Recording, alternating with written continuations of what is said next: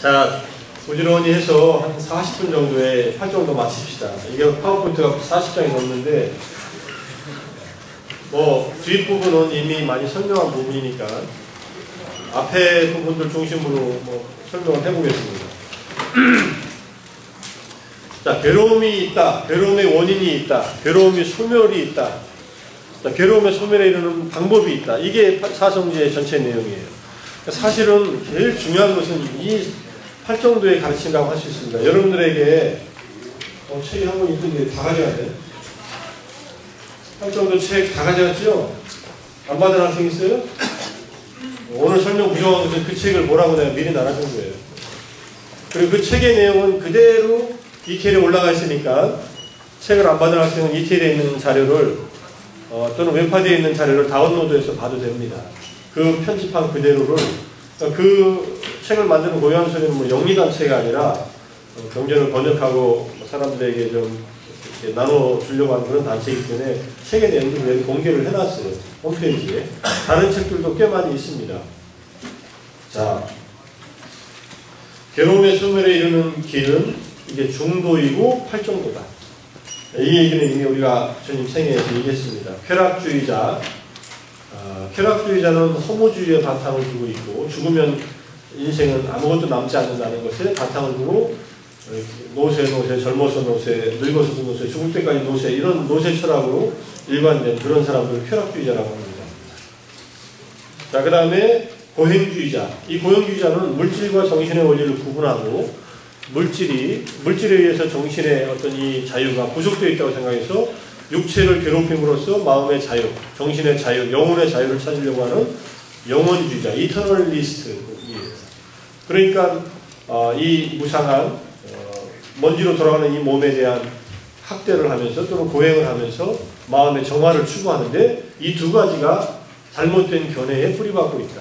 하나는 허무주의, 하나는 영혼주의라는 두 가지를 극복하고 있음과 없음의 중도, 허무주의와 영혼주의의 중도를 철학적으로 또는 사상적으로 이 입장을 취하면서 실천적으로는 8정도라는 가르침을 주었다. 이게 이제 초전법륜경에 나오는 얘기입니다.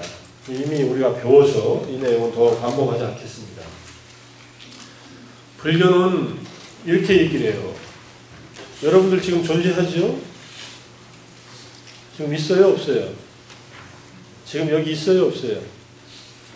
어렵게 생각하지만 있잖아. 여기 나도 있고 여러분도 있잖아. 이 몸뚱아리도 있고 내 말도 들리고 무슨 철학적으로 뭐 깊이 있게 본체가 있냐 없냐 이게 아니야. 지금 여기 경험하고 있고 말하고 있고 듣고 있는 이 나는 여기 있지요. 그죠? 여기 있으니까 이건 없다고 할 수 없지요. 왜 여기 있을까요? 여기 있을 만한 조건이 있어서 여기 있다는 얘기예요. 오늘은 뭐 강의하는 조건이 있어서 여기 왔겠지만은, 그리고 태어날 때는 태어나면 조건이 있어서 태어나게 됐다. 근데 이 조건을 우리가 다 할 수는 없다. 그렇다고 조건이 없지는 않다. 이렇게 보는 거예요. 그 조건을 다 보는 사람이 있다. 지혜가 있으면 조건이 보인다는 얘기를 합니다. 지금도 우리는 어느 정도 조건은 알 수 있어요. 아, 내가 일주일간 열심히 공부해서 그동안 초기부터 공부 제대로 못한 것을 열심히 하면은 시험에 대해서는 대책을 세울 수 있겠지. 이게 조건화예요. 그죠? 우리가 다시 태어났다는 것은 조건이 있기 때문에 다시 태어난다. 그러니 이건 허무주의가 아니다. 죽은 다음에도 마찬가지라는 거예요.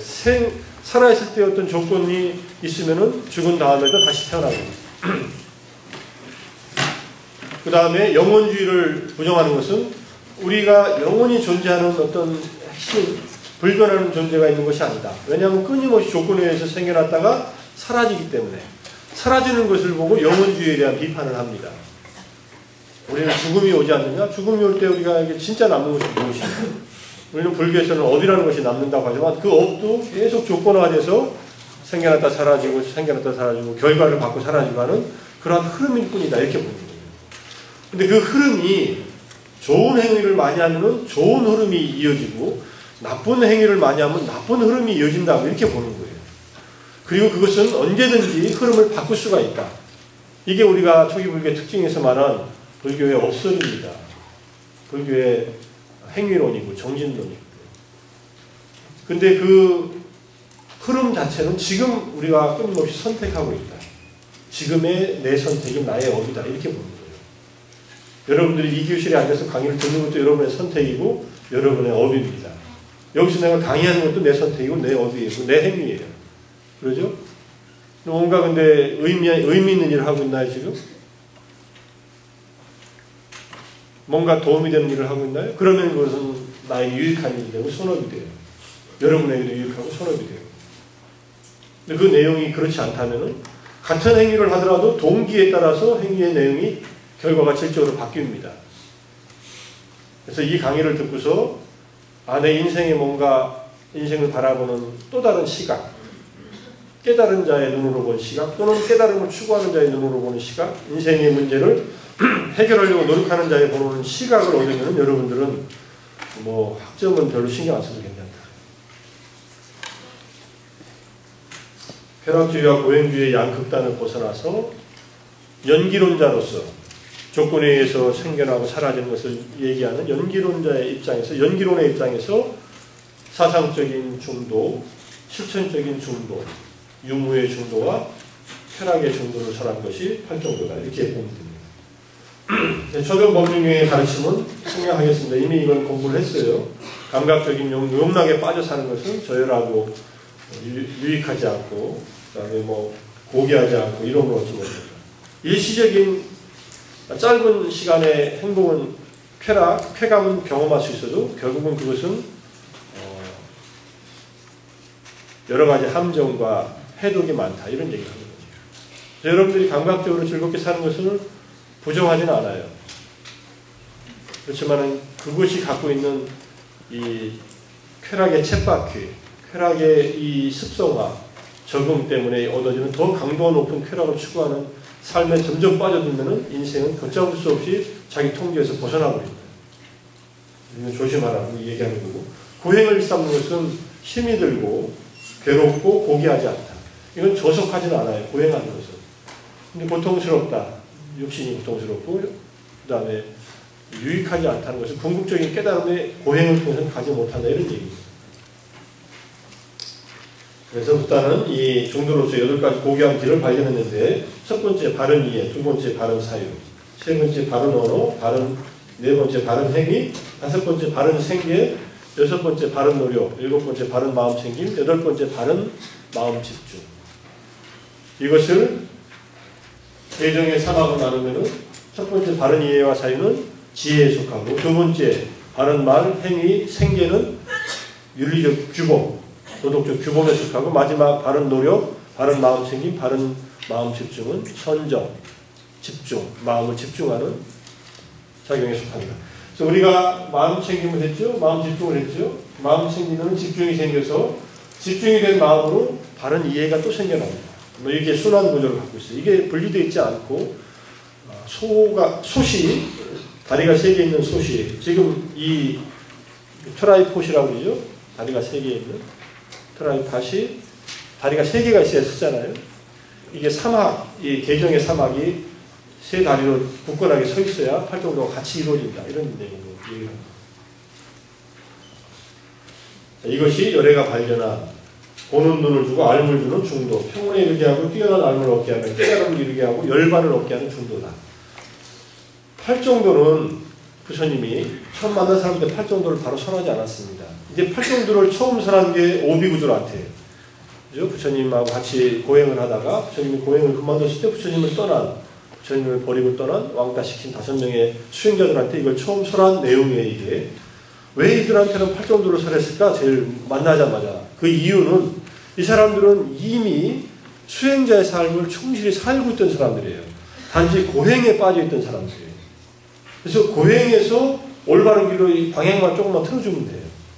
근데 계도 안 지키고 그 다음에 욕심에 차가지고 감각적 욕망에 빠져 살고 하는 사람이라면 이런 얘기를 안 했을지도 모릅니다. 그러면은 보시를 하세요.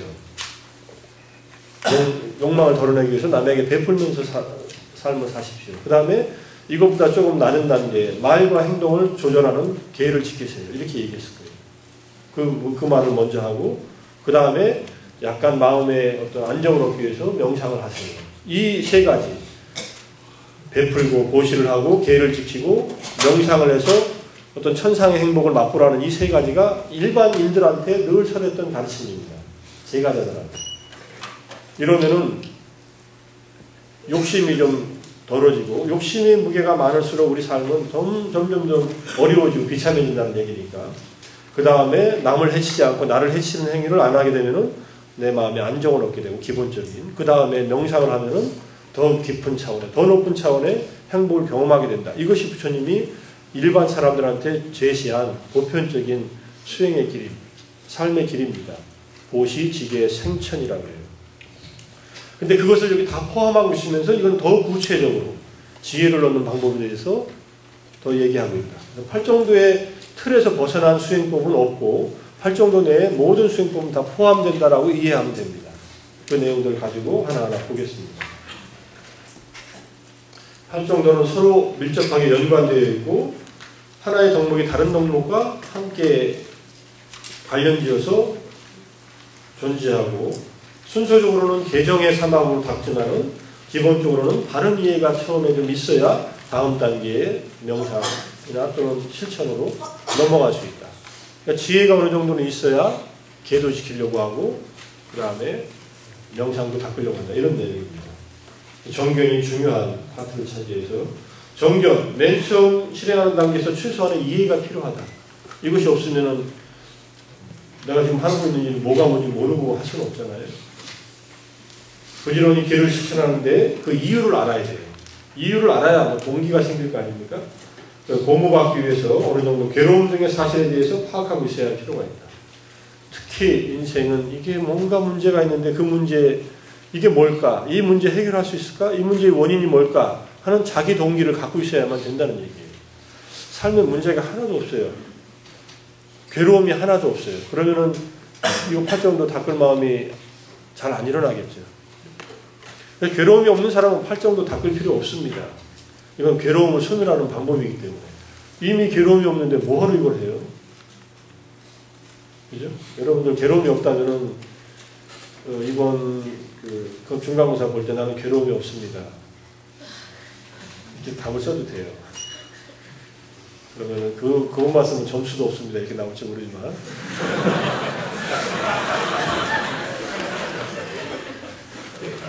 괴로움이 없다면은 뭐 시험 문제 애써서 공부할 필요 없어요. 그러면 점수를 안 나와도 괴로움이 없을 거 아니에요? 그래서 어느 정도의 바른 이해가 그 다음 길을 가는데 반드시 필요하다. 예컨대 서울에서 부산을 가야 되는데 부산이 어느 쪽인지를 알아야 될 거 아니에요. 그죠? 그리고 내가 왜 부산을 가고 싶어 하지? 이것도 알아야 될 거 아니에요. 근데 부산이 있어 가 이러면은 가져요? 요즘 같은 세상에 부산에 가면은 부산 국제영화제가 있고 이번에 볼만한 영화가 있어. 영화 좋아하는 사람한테. 그럼 영화 보러 티켓 끊어서 가겠죠. 근데 가서 당신이 누구한테 토론에 참가하고 돈도 준대. 이러면 더 가겠지. 여러 가지 이유를. 자, 팔정도를 닦으면 여러분의 내적인 문제가 해결돼. 그 문제의 원인을 근본적으로 치유할 수 있어서 인생이 좀 더 살만한 삶이 돼. 이렇게 이해를 하게 되면은, 아, 내가 이걸, 그런 이해가 이제 첫 번째 정견에 해당한다는 얘기예요. 그래서 법에 대한 초보적인 이해, 전인 가르침이나 이 교리나 또는 나의 존재 자체에 대한 이해. 이거 존재 자체에 대한 이해가 사실은 우리의 실존적인 어려움에 대한 이해이기도 하고 그 이해가 바탕이 돼야만 문제를 풀려고 하는 그런 길을 간다는 그런 얘기입니다. 그래서 여러분들이 괴로움을 경험하는 것은 굉장히 좋은 기회다. 근데 너무 강한 괴로움, 너무 힘든 괴로움을 경험할 때는 주변 사람한테 요청을 해라. 나 힘들다고. 그것은 어리석거나 비겁한 일이 아니라 현명한 일이다. 이렇게 얘기해요. 여러분들이 앞으로 삶을 살면서도 괴로움을 계속 경험할 텐데 아까 얘기했잖아요. 능력 있고 힘 좋은 사람한테는 괴로움의 강도가 더 강한 것이 옵니다. 그리고 다양하게 와요. 한 가지에 고착된 사람은 한 가지밖에 괴롭지 않아요. 정신병에 걸리면 한 가지만 들어요. 한 가지만 머릿속에 빙빙 도니까. 해결을 못해 스스로. 그래서 여러분들이 다양한 괴로움이 있다는 것은 아, 내가 정상적이구나 이렇게 이해하면 돼요. 그래서 아, 또 왔네? 아, 내가 열어야 될 문이 또 하나 생겼구나. 문 이쪽에서 서성되지 말고 또 열고 나가보는 거예요. 또 열고 나가면 문이 2개, 3개 있을지 몰라요. 또 열고 나가는 거예요. 그게 우리들이 부딪히는 괴로움에 대한 우리들의 자세고, 괴로움이 있을 때 어떻게 보면 인생도 살만나는지도 몰라요. 이 괴로움이 너무 크면은 부러집니다. 내가 스트레스가 너무 강하면은, 스트레스는 원래 공학적인 용어 아니에요. 어느 물체에 가해지는 힘이잖아요. 이 힘이 너무 강하면은 이 물체가 견디지 못하고 그냥 파손되는 거예요. 우리의 심리적인 괴로움도 마찬가지예요. 내가 감당하기 어렵다 할 때는 주변에 가까운 가족, 친구, 그 다음에 그래도 안 되면 객관적인 어떤 대상을 찾아서 상담이나 이런 것을 받도록 하는 것도 그것도 현명한 일이다. 길은 있으니까, 문제가 있다면 길은 있게 되어 있어요. 길이 없다면, 문제가 있는데 길이 안 보인다면 문제가 잘못 설정되어 있을 수 있어요. 문제를 통째로 그냥 버려도 돼요. 어떤 때는. 해결책이 잘 안 보이는 그 과정에서 계속 고민하고 노력하면은 천천히 보입니다. 그 문제를 또 밀접하게 가서 딱 갖다 붙어서 딱 보면은 거기서부터 보이기 시작해요. 지금은 캄캄해서 아무것도 안 보이는 것 같지만 한 바닥 더 나가서 이렇게 보면은, 아, 이렇게 희미하게 보이네? 이렇게 가면 되겠구나? 이렇게 가면. 그렇게 해서 이렇게 길이 이렇게 열려요. 여러분들 운전하기가 가장 어려운 시간이나 때가 언제인 줄 아세요? 폭설이 내리는 밤. 폭설이 내릴 때나 아주 짙은 안개가 끼어있는 산속. 그죠? 그 다음에 폭우가 쏟아지는 고속도로. 이거는 운전하기가 아주 지독하게 나쁜 그런 상태입니다. 지금 얘기한 이 3가지 경우를 나는 다 경험을 해봤어요. 로키 산맥 넘어가면서 폭설이 내리는데, 이게 폭설이 내리면 1m 앞에 안 보여요. 눈이 그냥 눈을 퍼붓는 것처럼 쏟아지는. 그러니까 헤드라이트가 아무 소용이 없어요. 내 대낮에도. 그러니까 앞에 뭐가 있어도 갖다 받게 되어 있어요. 그럼 무조건 차를 5km 정도 가야 돼요. 고속도로에서도. 근데 5km 가다 뒤에서 받아요. 잘못하다가. 그러니까 그때는 운전하라고 좀 쉬어야 돼요. 잘 옆으로 잘 빠져가지고. 폭우가 쏟아지는 그런 상황에도, 이제 그 위험한 상황에도 그 상황에서 딱 정신 차리고 있으면은 피해가는 방법들이 있거나 좀 쉬어가는 방법이 있거나, 또는 자기 페이스를 조절하면 문제들이 헤쳐나가는 방법이 있습니다. 자, 그러한 길이 있다는 것을 이해를 하는 것이 길을 가는 첫걸음이 아니겠느냐, 이런 뜻입니다. 그래서 마지막에 깨달음으로 완전하게 도달할 때까지는 이 길을 차근차근 간다는 그런 자각을 하면 된다. 그래서 마지막 아란이 되는 그 지혜가 일어나서 이 길이 완성될 때까지 노력한다, 이런 얘기입니다. 바른 이해는 8가지 고귀한 길의 궁극적인 도달점이면서 시발점이다. 시발점은 동기부여를 하게 하고, 그 다음에 어느 정도 이해를 하고, 그 다음 믿음이 있어야 돼요. 그래서 이 정결에는 어느 정도의 믿음도 들어가 있습니다. 아, 이 길은 나에게 유익하다고 하는 믿음. 이것도 없으면은 이 길을 가기 어렵지. 어느 정도의 믿음이 이 지혜, 자기의 경험과 조화를 이루면서 계속 상보적인 작용을 한다. 올바른 길의 3가지 조건은 망령된 견해가 없을 것, 있는 그대로 보는 것이에요. 새끼줄을 보고 뱀이라고 착각하지 않는 것. 낮에 산에 갔는데 뱀을 봤어요. 깜짝 놀랐어요. 또 살모사나 뭐 독사를 봤어요. 집에 왔는데 새끼줄 같은 게 줄이 놓여있는데 뱀으로 보였어요. 깜짝 놀랐어요. 도망갔어요.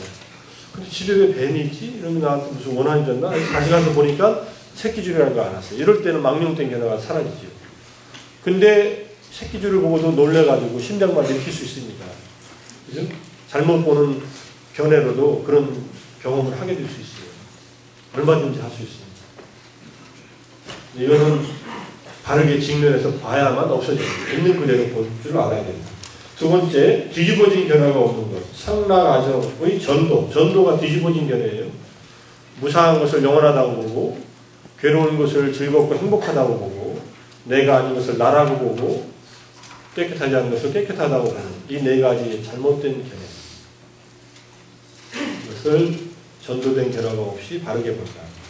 있는 그대로 보는 것과 연결되어 있죠. 그 다음에 3번째, 사상적으로 유무의 정도, 실천적으로 고락의 정도로서 한쪽으로 치우친 견해가 없는 것. 편견이나 변견, 허무주의나 영혼주의에 극단적인 입장에 서지 않는 것. 이것이 중도의 견해, 연기적 견해. 불교적인 로 볼 때 이것이 제대로 있는 그대로의 사무의 어떤 실태를 파악하는 그러한 입장이라고 할 수 있습니다. 이 세 가지를 갖춰야 올바른 견해라고 할 수 있습니다. 팔정도는 그 종착점의 괴로움의 소멸입니다. 팔정도를 그냥 뭐 취미로 닦는 게 아니에요. 취미로 해보는 게 아니에요. 우리의 삶의 근원적인 문제를 해결하는 데 있다. 올바른 길, 올바른 삶을 살면 괴로움에서 벗어나게 된다. 인생이 괴롭다면은 우리가 올바른 삶에서 멀어져 있거나 또는 지금 성장하는 과정에 있거나 이 괴로움을 토대로 해서 더 성장하거나 하는 그러한 괴로움일 수 있다. 근데 이게 계속 쳇바퀴 도는 괴로움이라면은 이게 뭔가 핀트가 잘못 맞춰져 있다. 이렇게 볼 수 있습니다. 여러분들 성장통이라는 거 알죠? 여러분들도 아마 지금도 겪고 있는 학생이 있을 수도 있고 중학교, 고등학교 때 이 뼈가 크면서 자면서 계속 무릎이 아픈 경험을 해본 적이 있을 거예요. 갑자기 성장 호르몬이 많이 나와가지고 뼈가 그냥 쑥쑥 클 때, 한 방학 동안에 5cm 정도 컸을 때, 이럴 때 성장통이 옵니다. 그런 고통들도 있을 수 있어요. 근데 육체적으로만 그런 게 아니라 심리적으로도 그런 고통이 올 수도 있다. 잘 이겨내고 잘 견뎌내면 훨씬 더 성숙하고 원만한 인생에 대한 이해와 그런 태도를 갖추게 된다는 얘기예요. 자, 원인을 알 수 있는 것도 있고 원인을 알 수 없이 엄습해오는 괴로움도 있을 수 있습니다. 어떤 괴로움이라도 바른 길을 간다면 극복할 수 있다는 것이 불교의 가르침. 부처님의 가르침을 통해서 괴로움, 삶의 짐을 덜어내고 궁극적으로 완전한 행복인 열반에 도달하는 것. 여러분들이 가만히 있는데 그냥 불안해지는 경험 해본 적 있을 거예요. 그죠? 별로 불안해할 이유도 없어요. 불안이 막 엄습해오는 경험 해본 적이 있어요. 나도 여러분 나이 때에도 많이 그랬고 뭐 그전에도 그런 경험이 많이 있어가지고 그냥 가만히 있는데 뭐가 막 불안해져요. 이건 통제가 잘 안 돼요. 그럴 때는 뭐 몸을 움직인다든지 다른 일을 한다든지 하면 좀 가라앉는데 이것이 내가 20대 후반에 또는 27살, 8살에 미얀마 가서 명상을 깊게 경험한다면 이 갑자기 엄습하는 불안은 없어져 버렸어요. 그래서 이게 왜 없어졌지 하는 건 없어져 있더라고요. 그 명상 체험을 하고 난 뒤에 그전에는 어떻게 보면은 거꾸로 보면은 그러한 불안감이 나로 하여금 명상을 하게 하는 그런 뒷받침이 되는 그런 뭐라고 할까 고뇌의 동반자, 나를 고통스럽게 한 동반자일 수 있습니다.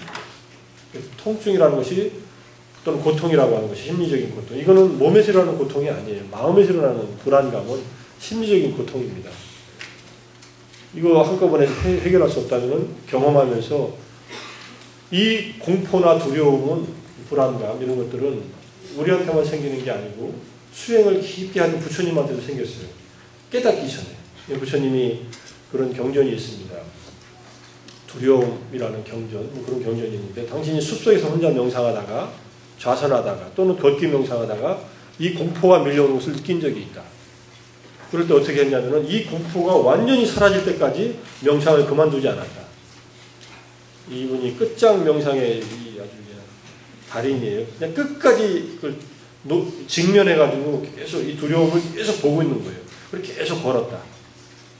그래서 걸을 때 나타난 공포는 걸으면서 완전히 가라앉힐 수 있었다. 이거는 직면, 자기 스스로를 그런 상황에 노출시키는 것과 직면하는 것에 힘이 있어야 돼요. 힘이 있으면 가능해집니다. 근데 불안도 가만히 내버려두면요. 실제로 공황장애 있는 사람들 상담할 때 경험을 들어보면 불안하죠? 상담자하고 같이 있으면서 불안하대요. 불안해서 어쩔 줄 모르겠어요. 그럼 가만히 있어 보세요. 아니 아무것도 안 하고 내가 같이 앞에 있으니까 아무 일도 안 일어납니다. 여기 당신이 와서 죽일 사람도 없고 한 3분이나 5분이나 가만히 있어 봅시다. 가만히 있으면은 불안이 강도가 피크로 올라갔다가 점점 가라앉는데 문제는 이게 반복되니까 힘들죠. 근데 가만히 있었는데 이 불안이 가라앉는 경험을 한 번이라도 해보면은 아 불안은 가만히 둘 때 사라지는구나 하는 것을 스스로가 경험을 통해서 알 수 있다는 거예요. 그러면 그것은 굉장한 힘이 되죠. 나중에 또 불안이 올 때 그럼 가만히 있어 볼 거 아니에요. 가만히 지켜볼 거 아니에요. 직면하면서.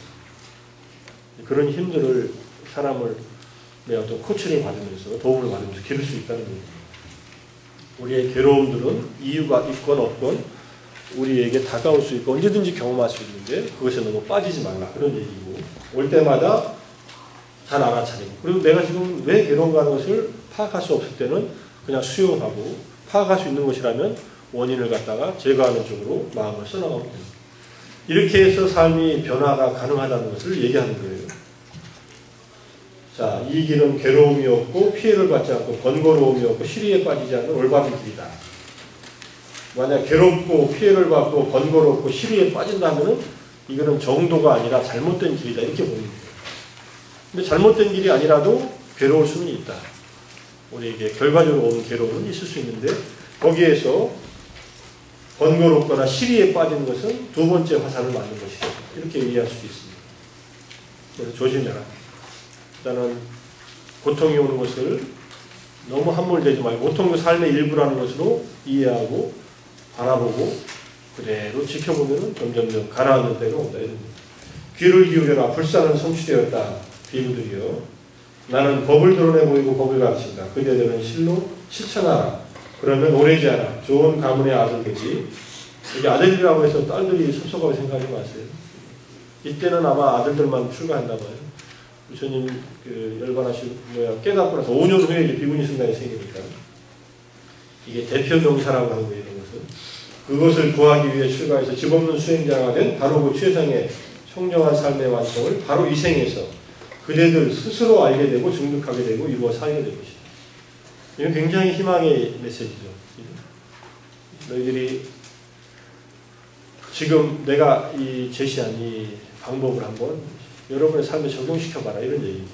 그러면은 곧 여러분들의 삶 속에서 최상의 행복을 경험하게 될 것이다.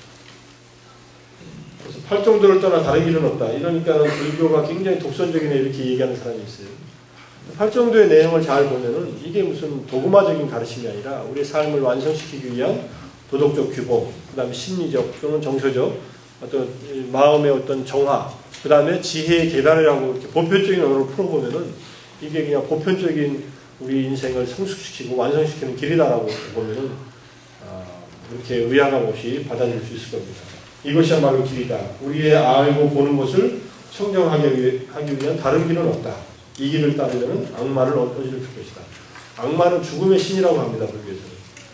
죽음의 신이 내가 죽는 순간에 너를 보지 못할 것이다. 이런 얘기예요. 그대들이 이 길을 가면 괴로움의 화살을 빼게 된다. 나는 괴로움의 화살을 뺄 줄 알고 이미 빼버렸다. 그리고 그대들에게 그 길을 가르쳐준 것이다. 그대들은 부지런히 정진하라. 열애들은 길을 설해주는 사람이고 마음을 집중해 길을 가는 사람은 악마의 속박에서 죽음의 속박에서 벗어날 것이다. 복국에 나오는 유명한 말입니다. 그래서 부처님들이 가신 길을 스스로 발견하고 제자들에게 그 길을 제시해 준 분이 부처님입니다. 현명한 사람들이라면 누구나 그 길을 가서 스스로 그 길을 경험하고 스스로 중득해서 이 생에서 완전한 행복을 경험할 수 있다. 이런 얘기입니다. 자, 여기까지 하니까 딱 끝나네요. 한 10분 동안 나머지 이제 한 정도. 내용이 많지요. 아직 30장 남았는데. 오늘은 40분까지 내가 딱 하고 끝낼게요. 바른 이해의 핵심은 사성제에 대한 이해다. 이렇게 이해하면 돼요. 사성제를 개념으로 이해하는 것이 처음이고, 인생은 괴롭다. 괴로움의 원인이 있다. 괴로움은 소멸된다. 괴로움의 소멸에는 방법이 있다더라. 라고 이렇게 들어서 이해하면은 들어서 얻는 지혜가 생긴 겁니다. 그리고 곰곰이 자기 삶에서 자기 인생의 경험을 비추어서 사유를 해요. 그러면 사유를 통해서 지혜가 다시 생깁니다. 여기까지는 우리가 수행을 안 해도 얻을 수 있어요. 명상을 안 해도 얻을 수 있어요. 세 번째, 수행을 통해서 얻어지는 지혜는 직접 명상, 체험, 수행을 하고 자기 삶에 계속 적용을 시켜보면서 관찰을 할 때 마지막에 수행을 통해서 얻는 지혜가 이루어져요. 진정한 바른 이해는 수행을 통해서 얻는 지혜만이 번뇌의 원인, 이 괴로움의 원인을 끊을 수가 있습니다. 자, 여러분들 화내면은 혈압에도 안 좋고 심장에도 안 좋고 들어서 알아요. 진짜 화를 내봤어요. 그러니까 진짜 그러네 하고서 생각을 통해서 경험을 통해서 알았어요. 그런 다음에 화가 안 나나요? 그러면 이제 화가 해로우니까 화가 안 나요? 그렇지 않지요. 화나는 순간을 철저하게 알아차리고 철저하게 화에 대해서 대처하는 힘을 기르지 않고 자연명상을 통해서 화를 가라앉히거나 윗바사나를 통해서 화에 일어나는 순간을 보지 않으면 화는 가라앉지 않습니다. 사라지지 않습니다. 그래서 결국은 직접적으로 수행을 자기 삶에 적용할 때에만 화는 가라앉고 끊어진다. 이런 겁니다. 그래서 세 가지 지혜 중에서 수행을 통해서 얻는 지혜만이 가장 실용성이 있고 현장에서 바로 사용할 수 있는 거고, 두 가지는 어느 정도는 힘을 줍니다. 이게 단계적으로 필요한 것이기 때문에 여러분들이 지금 강의를 듣는 것은 첫 번째의 지혜, 들어서 얻는 지혜를 얻기 위한 공부를 하는 거고, 두 번째 그것을 곰곰이 생각해서 시험 공부하면서 다시 정리해보고 하면은 사회를 통해서 얻는 지혜가 가능하고, 명상을 통해서 계속 경험해가면서 실제로 분노가 일어나는 순간을 딱 포착하면은 수행을 통해서 얻는 지혜, 분노도 무상한 것이고 사라지는 것입니다. 여기에 반응을 보이지 않는 그런 힘이 생길 때, 분노가 끊어질 때 제대로 된 지혜가 얻어진다. 이런 얘기입니다. 그 다음에 온전하고 온전치 못함 또는 유익하고 해로운 것을 분명하게 가려볼 줄 아는 것. 불교는 좋은 게 좋고 뭐 그런 가르침이 아니에요. 단순하게 무엇이 나의 열반에 도움이 되는가, 무엇이 나의 열반, 나의 행복에 방해가 되는가 하는 것을 분명히 알아야 된다. 그래서 10가지 온전치 못함, 해로운 것은 신체적으로는 살생, 도둑질, 잘못된 음행, 언어적으로는 거짓말, 이간질시키는 말, 거친 말, 꾸미는 말. 이거는 정업과 정어에 해당합니다. 나중에 마음의 행위는 탐욕, 악의 잘못된 견해. 이거는 이제 탐진과 그다음에 잘못된 견해가 있고, 이 뿌리에는 탐욕과 분노와 무지, 어리석음이 뿌리 받고 있다. 그래서 불선의 뿌리, 해로움의 뿌리는 탐진치다. 거기에 10가지 신체적, 언어적, 심리적, 정신적인 행위를 하게 되면 이게 불선업이 된다. 선업은 이거에 반대되는 거예요. 살생을 하지 않고 생명을 사랑하고, 도둑질 하지 않고 남행과 나누고 살고, 사건 음행을 하지 않고 자기에게 허용된 한계 내에서 욕망을 추구하고, 거짓말을 하지 않고 진실을 말하고, 이간질하는 말을 하지 않고 서로 화목하게 하는 말을 하고, 그 다음에 거짓말을 하지 않고 부드럽고 듣기 좋은 말을 하고, 쓸모없는 말을 하지 않고 유익하고 필요한 말을 하고, 탐욕을 부리지 않고 남에게 베푸는 삶, 남과 나누는 삶을 살고, 악의를 갖지 않고 자애로운 삶, 자애로운 마음을 일으키고, 여러분 자애명상할 때 잘못된 견해에 빠지지 않고 올바르게 있는 그대로의 사실을 이해하는 그러한 올바른 견해를 갖출 때 이걸 십선업이라고 해요. 10가지 우리에게 유익한 행위다. 그리고 그 뿌리에는 탐욕 없음, 분노 없음, 무지 없음이라는 무탐, 무진, 무치의 3가지 선근이 있다. 유익한 것에 뿌리가 있다. 이렇게 보는 겁니다. 이것을 이해하는 것이 올바른 이해다. 그러니까 선과 불선에 대해서.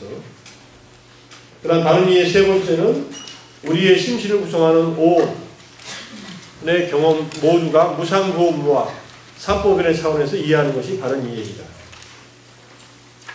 이거는 이해까지 공부한 내용, 무아에 대한 내용에서 많이 얘기했고, 영원하지 않고 괴롭고 영원한 실체가 없다는 것으로 보는 것이 윗바사나의 지혜이고, 이것이 바른 이해의 한 내용이다. 그 다음에 2가지 바른 견해가 있는데, 세상의 바른 견해와 출세간의 바른 견해가 있다. 세간의 바른 견해는 탁발과 공양을 베푸는 것은 쓸모없는 일이 아니다. 그 다음에 선행과 악행 둘 다 결실과 과보가 있다. 이 생이 있는 것처럼 다음 생도 있다. 부모가 있어 태어나는 생명이 있는 것처럼 부모 없이 죽은 후에 즉시 태어나는 천상의 존재도 있다는 것이 단지 말만이 아니다. 이 세상에는 때가 없고 완전한 수행자와 종교인이 있어서 그들은 스스로 이해한 이 세상과 다음 생을 설명할 수 있다. 인과 응보와 그 다음에 내생과 전생에 대한 이러한 것을 마음으로 어느 정도 받아들이는 것이 세간적인 바른 이해다. 이런 얘기입니다. 출세간의 바른 이해는 깨달은 사람의 도와 관련된, 깨달음의 경험과 관련된 지혜가 생겨나는 것을 출세간. 출세간은 깨달은 분들의 어떤 심리 상태를 말하니까 출세간의 도와 깨달음과 결합되어 있는 이해가 출세간의 바른 이해다. 그런데 세간의 바른 이해를 가져야 출세간의 바른 이해로 올라갈 수 있습니다. 그래서 우리가 한 행위가 어떤 결과를 낳는다는 것은 인과 응보의 어떤 사실을 마음으로 받아들이지 않고 계속 부정하면은 부처님의 출가 제자가 될 수 없어요. 그리고 아마 제가 제자도 될 수 없을 거예요. 자기가 한 행동의 결과가 나하고는 아무 관계가 없다 생각하면 뭘 이런 거 듣고서 열심히 살려고 노력하겠어요.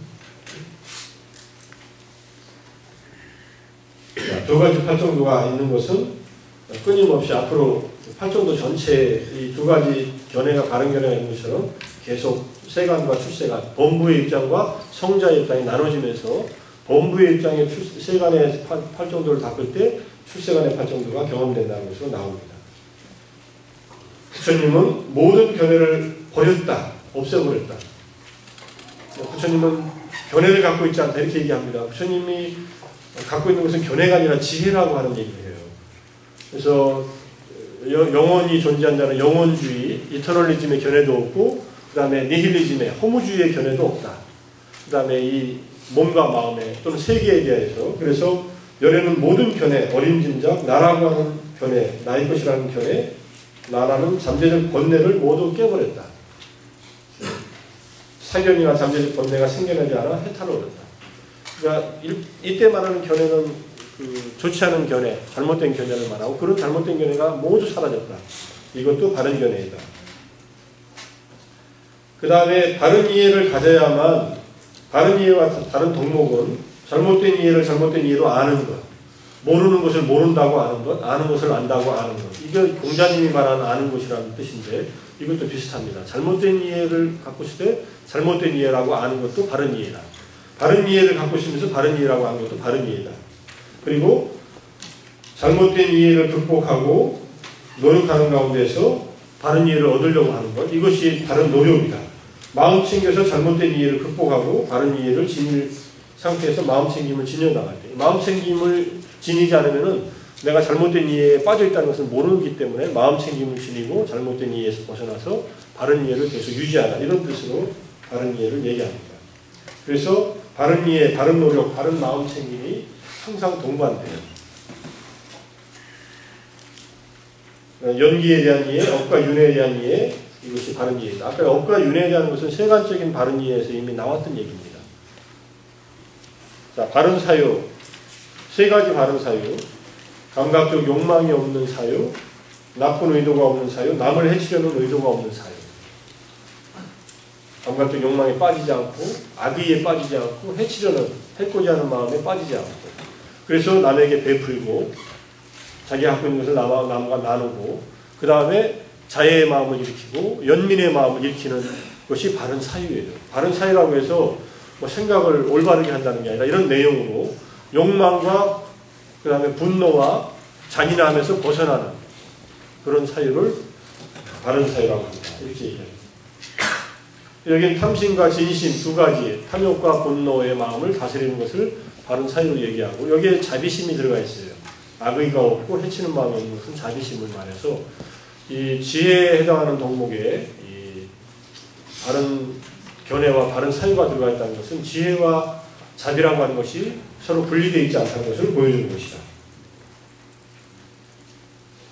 두 가지 바른 사유, 지금 말하는 것이 세간적인 바른 사유라면은 성자가 돼가지고 완전한 깨달음이 깨달음 얻은 성자들의 여러 가지 생각들, 일어나는 생각들은 당연히 욕망에 빠지지 않고 악의와 그 다음에 해치는 마음에서 빠져있지 않으면서도 생각을 할 수 있습니다. 얼마든지 남을 도와주는 생각, 좋은 생각들 하는 그것이 출세간의 바른 사유다. 이렇게 얘기하고, 이것도 마찬가지로 바른 사유를 닦으려면 바르게 이해하고 바르게 마음 챙기고 바르게 노력하는 것이 바른 사유에 계속 적용되어야 된다. 바른 사유를 바른 사유로 알고 바른 사유를 갖추려고 마음 챙기고 노력하는 과정을 닦을 때 바른 사유, 이것이 갖춰진다, 이런 얘기예요.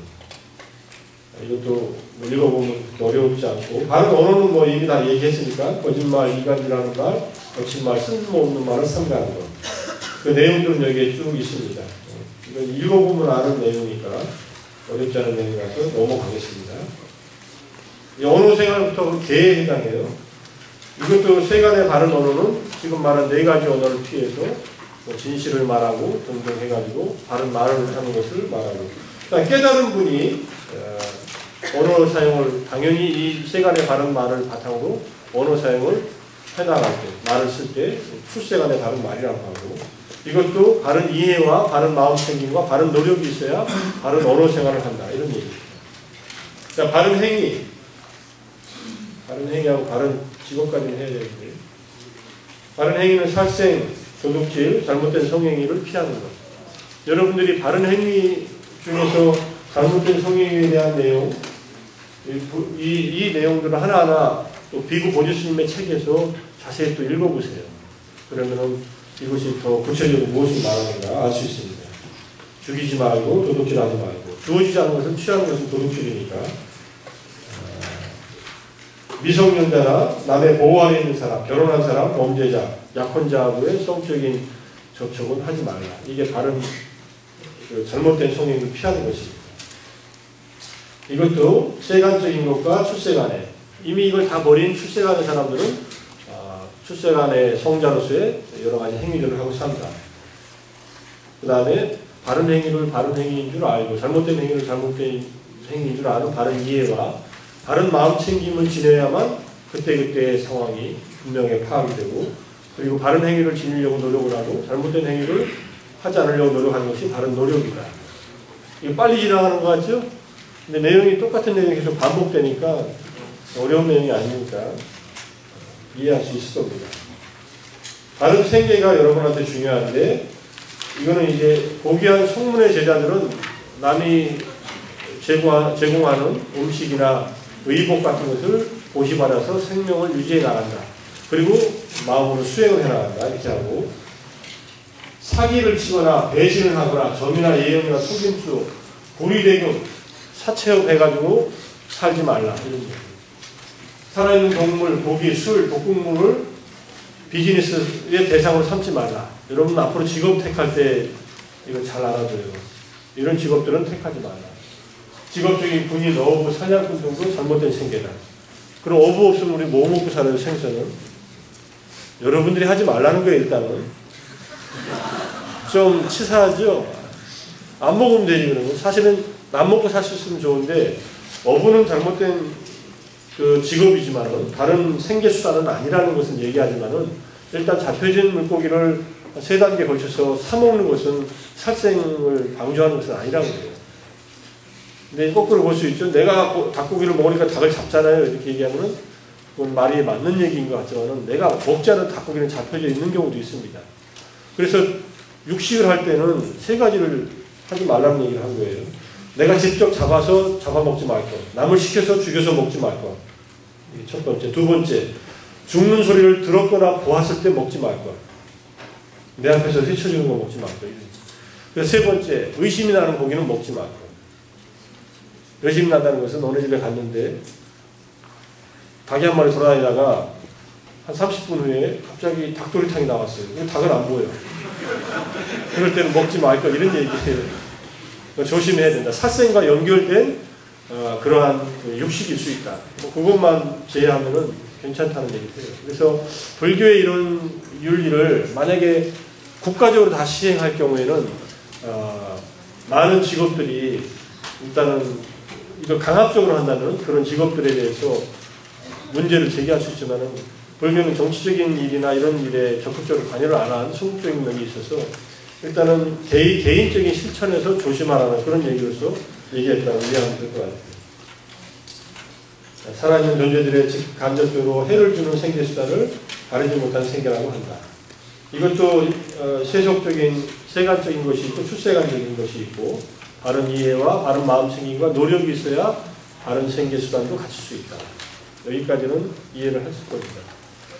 바른 노력부터는 시험 범위에서 제외되지는 않고 시험을 보는데 여러분들이 충분히 이해할 수 있는 내용이에요. 잘못된 행위를 하지 않고 좋은 행위를 반복해서 하려고 하는 게 바른 노력이고, 바른 마음 챙김과 바른 선정에 대해서, 이 뒷부분에 대해서는 시험 보고 나서 16일, 23일인가요? 이때 조금 더 설명하고 독파분을 넘어가겠습니다. 자, 수업 여기서 마치고 다음 주에 시험 정성껏 잘 보고 16일 날 내가 공지할 테니까 10시에 관악산 입구에서 만나서 같이 올라가는 것을 전제로 해서 한 15분 정도 올라가면 된다니까 10시에 교문 앞에서 만나는 걸 전제로 하겠습니다. 자, 수고했습니다.